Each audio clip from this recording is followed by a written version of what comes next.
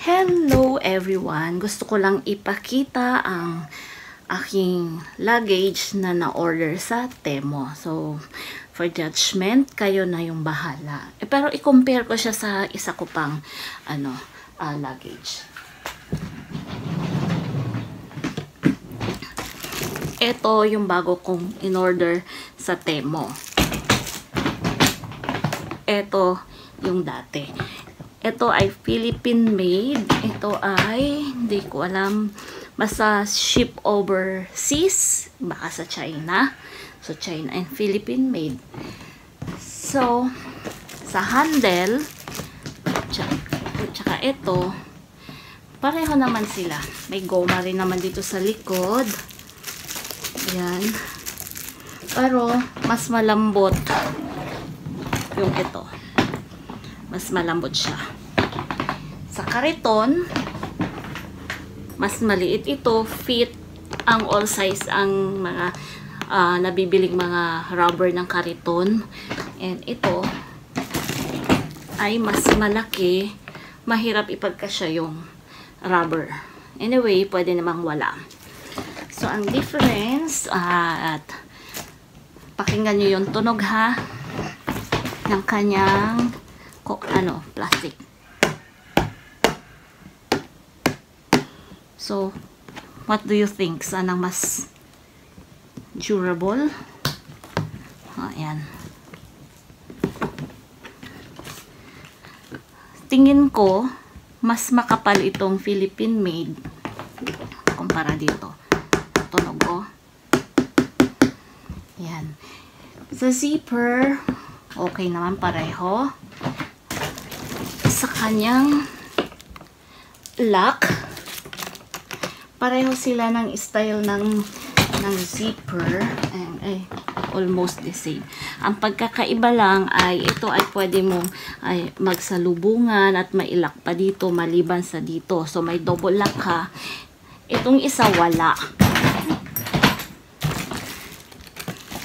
Wala siyang double. Hindi mo siya pwedeng i-double lock kasi nagsalubong na sila. Wala siyang salubong dito na butas. And yung handle, yan, mas mahaba itong isa, yung Philippine. May extension. Ito, wala na. Yun na. Ang maganda lang dito, kung kayo ay nagta-travel ng hand carry lang ang dala ninyo. Halimbawa sa plane, hindi nyo kailangan i-baggage. Kasi pareho naman sila ng size. Small lang siya. 20 lang. Or sa mga terminal na hawak nyo lang siya. Meron siyang lagayan yung iyong tubig. Diyan muna.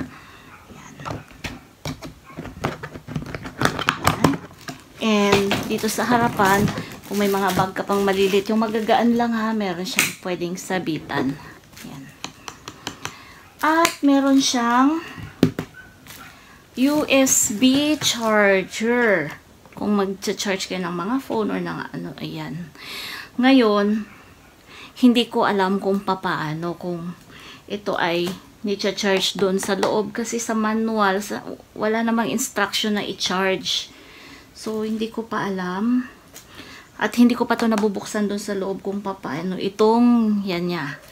So, sa nakakaalam dyan kung paano gamitin ito, pakituruan na lang ako, pa-comment na lang kung ito ba i-charge para magkaroon ng charge yung emergency charger niya sa loob. So, yun. Yun lang. At, pareho sila na lang. Matangkad pala ng konti. Pero, mas malapad ito. Para dito. Ayan. Maybe pareho lang. Kaya lang ito ay pa. May curve. Ito ay straight. So, yan. Ang aking Temo na luggage. Paturuan naman ako kung paano tong USB charging na to. Hindi ko alam. Hindi ko kasi akalain na may ganito ito nung in-order ko. Parang wala nakalagay. Ang alam ko lang ay meron lang siyang lalagyan ng inumin. Yun lang.